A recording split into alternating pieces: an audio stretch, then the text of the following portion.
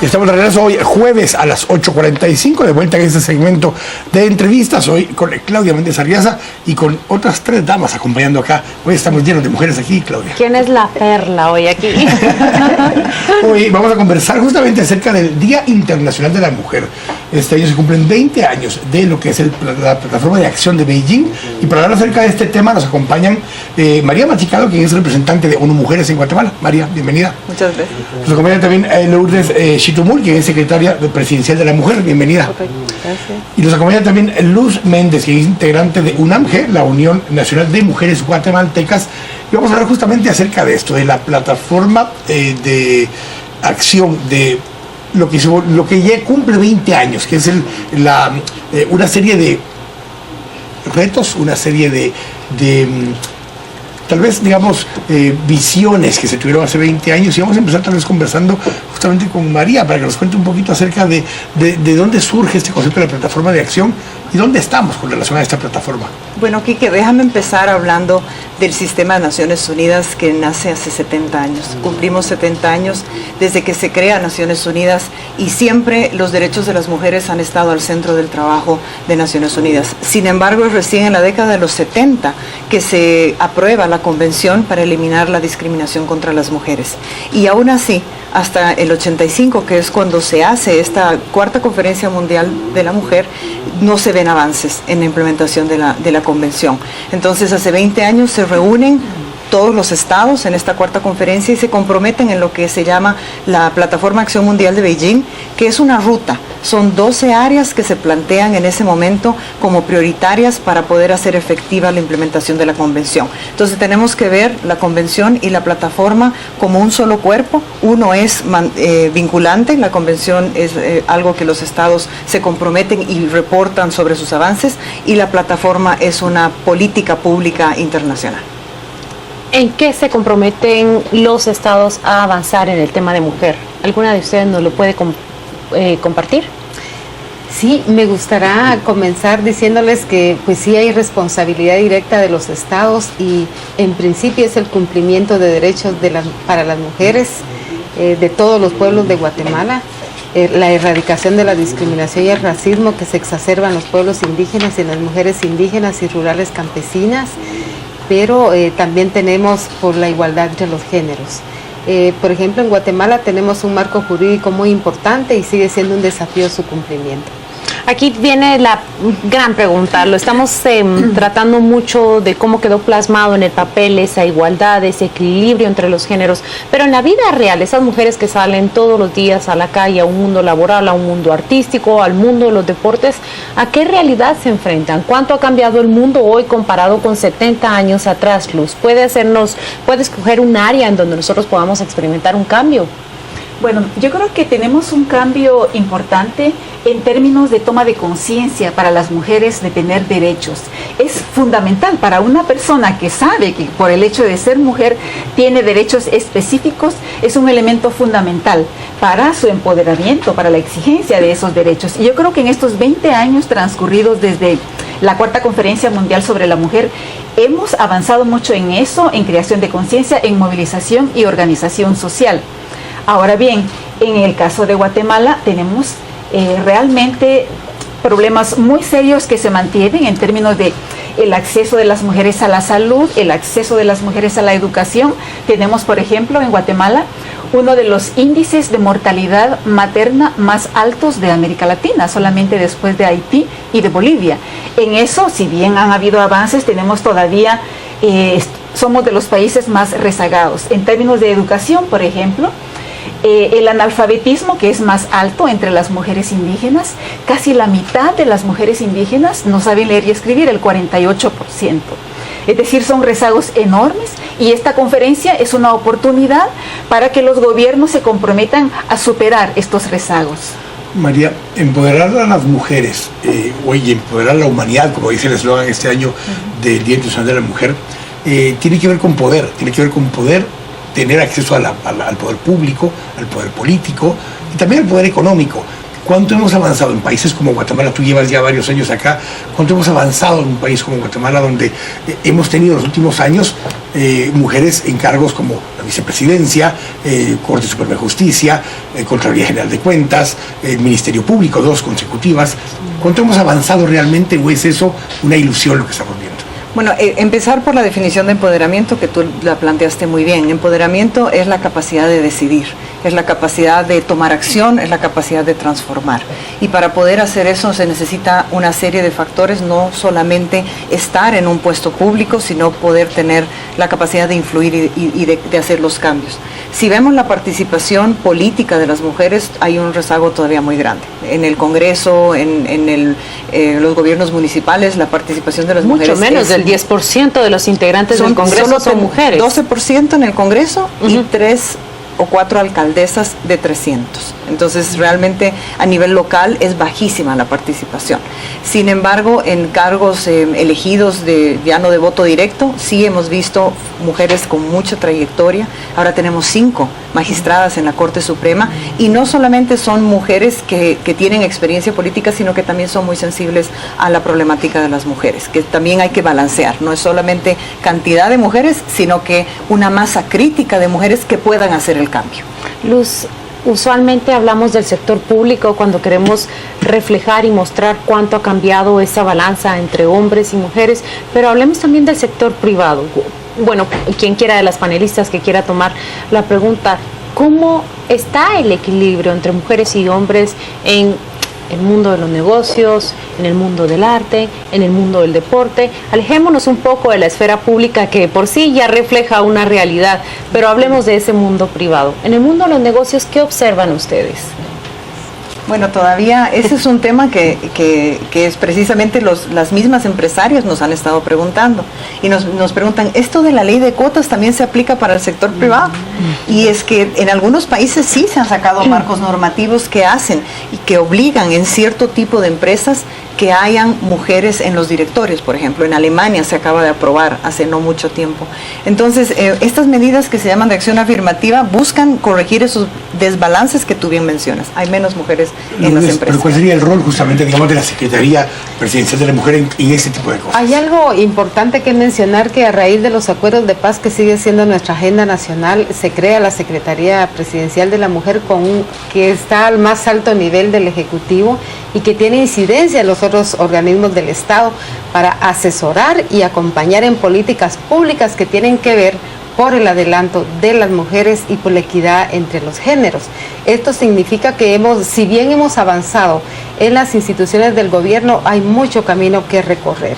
Justamente tiene que ver con que muy pocas diputadas indígenas, no se diga, en las oficinas, con las municipalidades hemos avanzado, pero la implementación de las oficinas de la mujer, pues es el desafío, ¿verdad? Porque de las 338 que ya tenemos con las municipalidades, no todas están funcionando.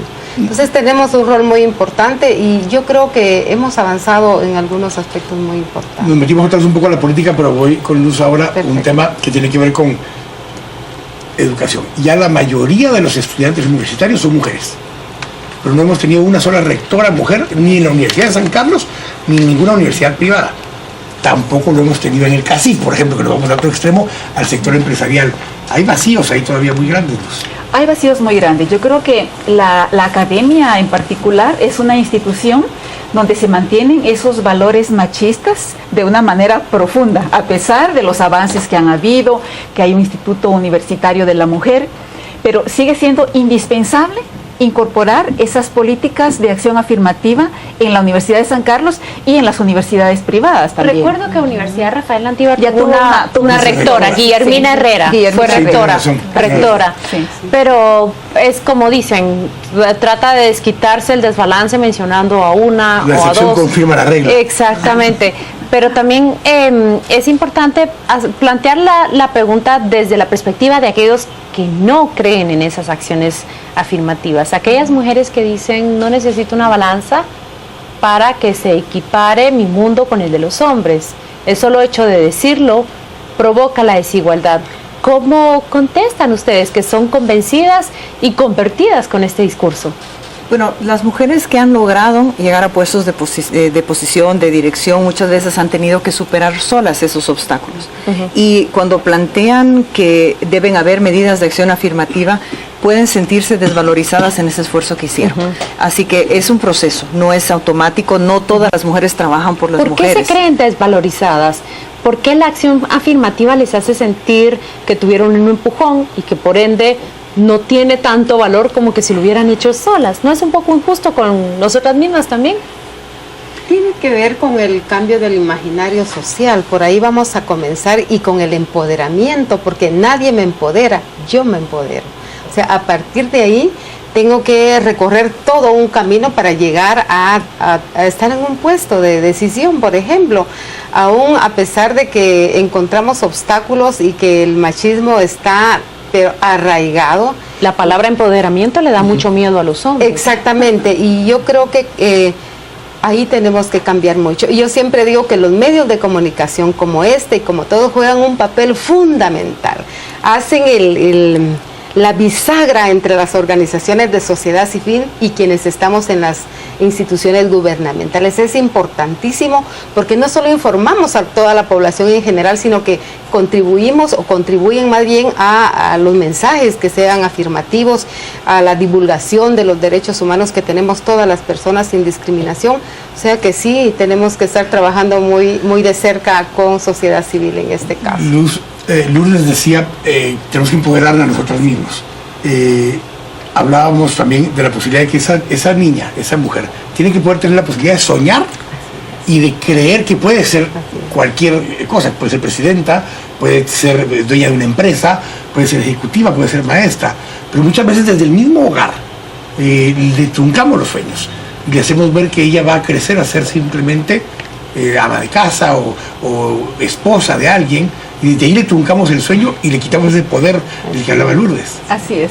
Sí, yo creo que es mucho lo que tenemos que hacer en el ámbito del hogar y también en el sistema educativo para lograr ampliar el ámbito de los sueños de las niñas, para que realmente puedan verse en otro papel más allá del rol tradicional. Y esto yo creo que sí, desde la casa se puede hacer mucho, pero también el sistema educativo, en primer lugar, en dirección de darle oportunidad a todas las niñas y todos los niños de ir a la escuela, porque y la situación económica impacta mucho también. Recordemos que cuando la situación se pone más difícil en un hogar, sobre todo en el área rural, las que primero dejan de ir a la escuela son las niñas. Entonces yo creo que tenemos que pensar también en los cambios en el hogar, pero también en los cambios en el sistema educativo, pero también en la promoción de oportunidades económicas para que la familia tenga la oportunidad de mandar tanto a niñas como niños a la escuela. Pero yo también quisiera aumentar que cuando hablamos de que son las mujeres las que nos debemos empoderar, con lo cual estoy absolutamente de acuerdo, hay que ver que el contexto también es muy adverso y es muy difícil hacerlo sola.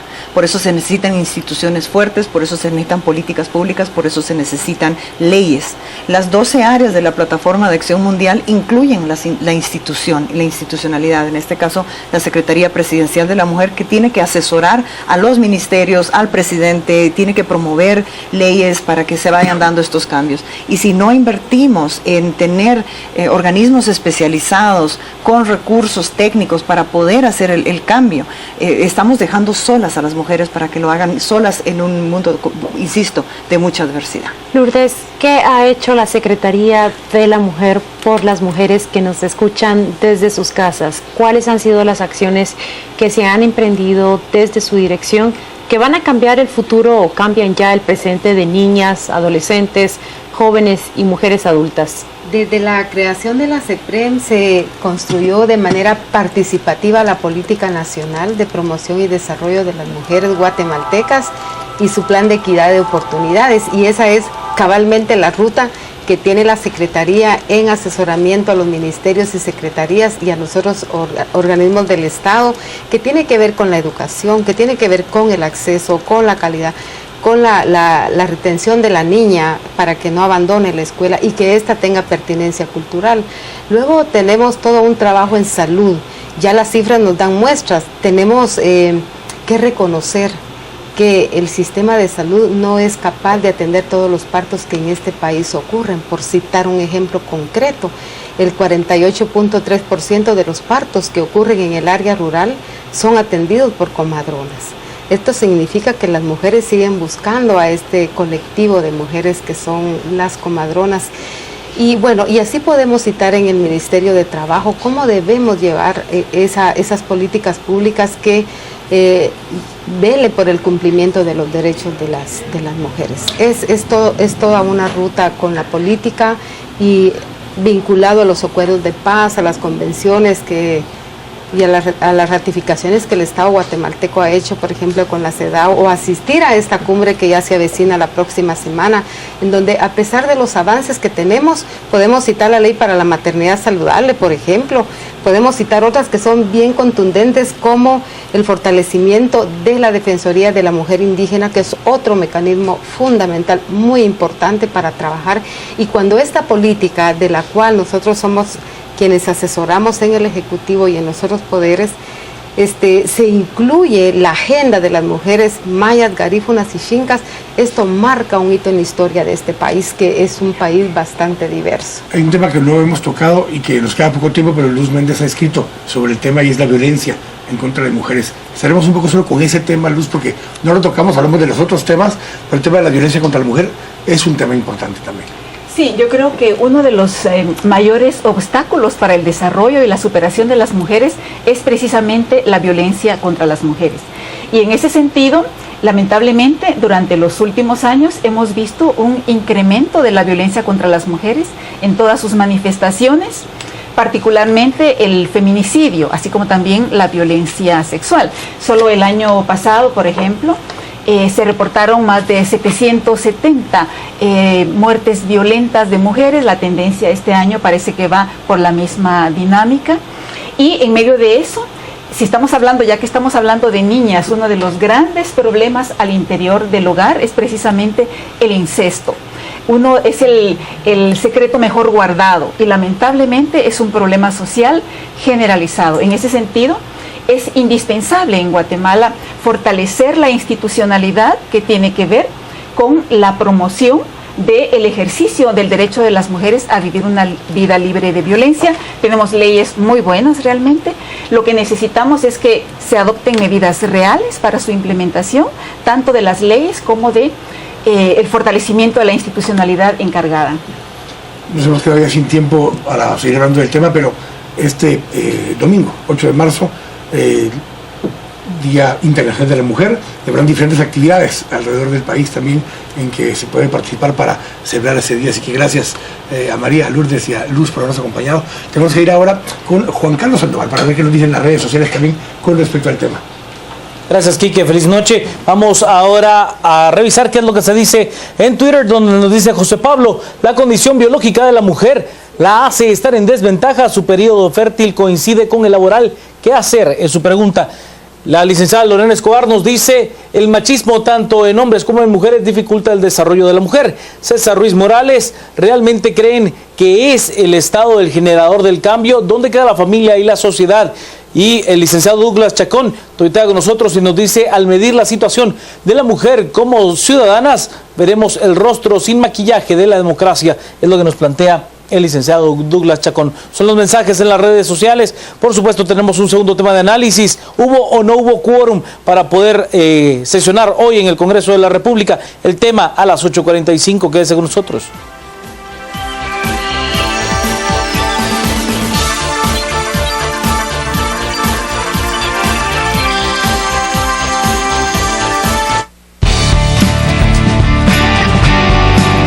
Estamos presentando a las 8:45.